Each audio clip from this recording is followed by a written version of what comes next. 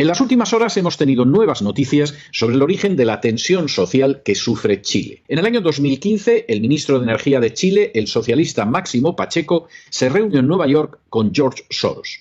Amigos desde hacía varias décadas, Soros estaba ayudando a Pacheco a conseguir inversores y Pacheco le rindió homenaje como el hombre que le había ayudado no solo a él, sino también a su padre, antiguo ministro y diplomático de la democracia cristiana. Pacheco señaló también que Soros había sido esencial a la hora de lograr un respaldo internacional para el socialista Ricardo Lagos en el curso de las elecciones del año 2000. En el año 2017, las DF Leaks dejaron de manifiesto que Giorgio Jackson, uno de los dirigentes del Frente Amplio, había recibido dinero de Soros cuando dirigía Revolución Democrática, un partido político nacido de las movilizaciones estudiantiles en Chile y que se integraría después en el Frente Amplio. Giorgio Jackson reconoció que recibió una cantidad de 12 millones de pesos, pero la cifra real se acercaba a los 50. Los cerca de 50 millones de pesos entregados por Soros se proporcionaron en 3 etapas. La primera etapa, de 1 de agosto de 2012 a 1 de agosto de 2013, se caracterizó por financiar una estrategia de activismo entre los estudiantes. La segunda etapa, de 1 de noviembre de 2013 a 1 de abril de 2014, buscando el establecimiento de un nuevo sistema educativo. Finalmente, la tercera etapa, de 1 de noviembre de 2014 a 1 de diciembre de 2015, insistió en la reforma de la educación chilena y la consolidación de la red, e implicó la financiación del activismo de izquierdas entre los estudiantes, lo que deja una intervención directa de Soros en ámbitos estudiantiles chilenos que ha ido por lo menos desde los años 2012 al 2015. Octavo. En febrero de 2014, en armonía con esta línea, Giorgio Jackson fue entrevistado por una de las publicaciones de la Open Society de Soros en relación con la educación y el movimiento estudiantil. En octubre de 2019, Soros anunció en el curso de una entrevista difundida entre otros medios por France Press que la ola estaba volviendo a moverse en favor de globalistas como él y que ese proceso resultaría irresistible en el año 2020, provocando importantes cambios. Las afirmaciones de Soros tenían lugar después de que Chile no apoyara el Pacto Migratorio Mundial de la ONU, una decisión adoptada por el presidente Sebastián Piñera que contradecía de manera frontal la política de puertas abiertas ante la inmigración impulsada en distintos foros por George Soros. Desde ese momento, uno de los objetivos plausibles de Soros, como ha sucedido recientemente en Perú, es que tenga lugar un cambio constitucional en Chile que allane el camino a sus objetivos internacionales. En el caso chileno, se trataría de vaciar de competencias al Ejecutivo entregándoselas al Legislativo, donde a Soros le resultaría más fácil contar con la complicidad de políticos sometidos a sus directrices. De manera bien significativa, el Partido Revolución Democrática presentó a finales de 2018 un proyecto de ley en esa dirección, proyecto de ley que fue apoyado por diferentes legisladores de distintos partidos, incluido alguno de Renovación Nacional, uno de los partidos que forma parte de la coalición electoral que apoya al actual presidente Piñera. El proyecto implicaría la reforma en ese sentido del artículo 54 de la Constitución de Chile. El 18 del pasado mes de octubre tuvo lugar la subida de las tarifas del metro en Chile. La subida había sido estudiada previamente por expertos y en términos objetivos tiene que señalarse que era moderada. Sin embargo, de manera inmediata se produjo un estallido de violencia protagonizada por estudiantes que no solo destruyeron primero las estaciones de metro, sino que desencadenaron una oleada social que no tardaría en traducirse en disturbios y muertos. El gobierno chileno decretó el estado de emergencia y el toque de queda con restricción de movilización y reunión en determinadas horas con la finalidad de restablecer el orden. Además, fue anunciando medidas para intentar calmar la situación que también se repitió en otras regiones del país. Abrumado por la explosión violenta en la que tenían un papel más que sobresaliente los jóvenes estudiantes, el presidente Piñera pidió disculpas e incluso abrió el camino hacia una reforma constitucional, precisamente el paso que pretendía un grupo de diputados desde hacía un año y que allanaba el camino a los planes globalistas de George Soros. En el curso de los disturbios se ha procedido a atacar y quemar iglesias, a realizar exhibiciones gays como las de manifestantes que se introducían un dildo por el ano al lado de carteles anticristianos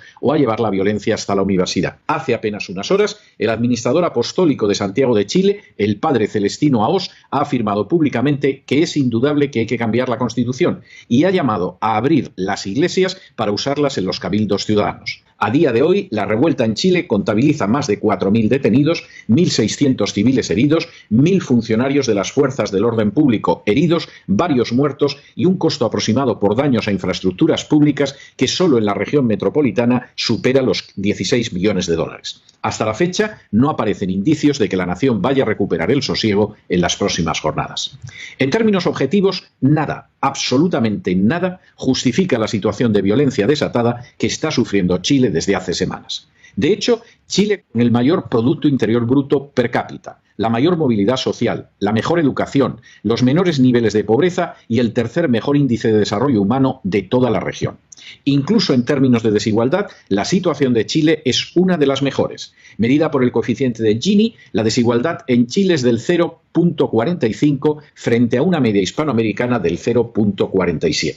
A decir verdad, de los 18 países de la región, Chile ocupa el puesto número 11 en la lista de desigualdad, es decir, es uno de los países que sufre menos desigualdad.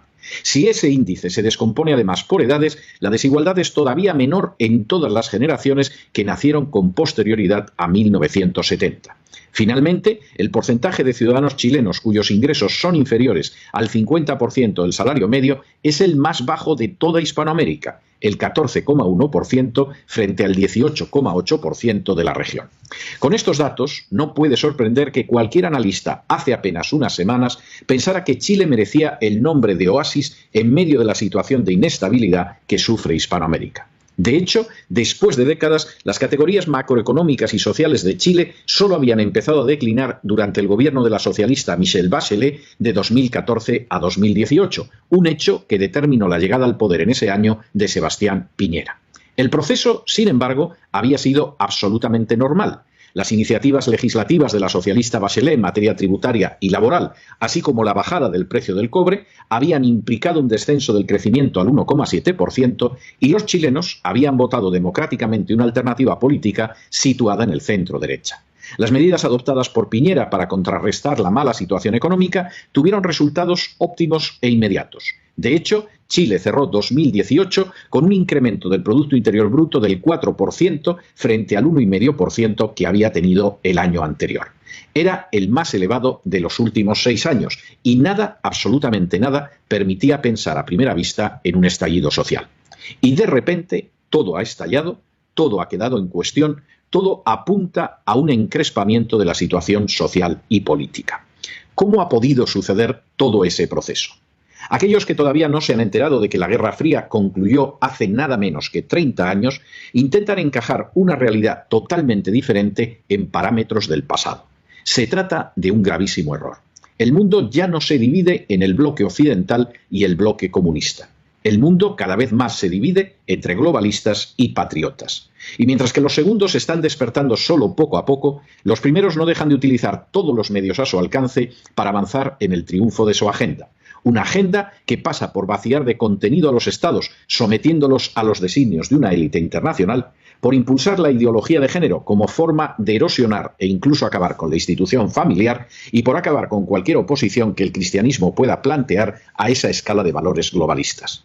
Los ejemplos en la zona han sido clarísimos en las últimas semanas. En Perú, el presidente dio un golpe de Estado para evitar que el poder legislativo nombrara un tribunal constitucional que pudiera bloquear la agenda globalista. Y también para impulsar un nuevo constitucional en cuya designación entren de manera bien significativa ONGs como las sometidas a George Soros. En el Ecuador, el malestar social estalló por una causa tan discutible como en Chile, pero de forma reveladora después de que el legislativo impidiera la legalización del aborto. En Chile, la explosión se produjo después de que el Papa Francisco, uno de los impulsores a mayor escala de la agenda globalista, manifestara su malestar ante la elección de Piñera y, sobre todo, después de que el presidente chileno se negara a sumarse al Pacto de Migraciones de la ONU que tan calurosamente ha sido defendido por George Soros y el actual pontífice.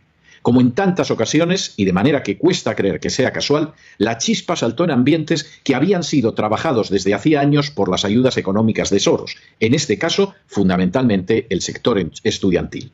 En apenas unos días, lo que eran unas protestas supuestamente causadas por la subida de las tarifas del metro en un país enormemente estable, se ha convertido en todo un movimiento violento y revolucionario que pretende alterar el contenido de la Constitución y, por añadidura, acabar con una presidencia surgida de las urnas y que ha tenido un notable éxito económico.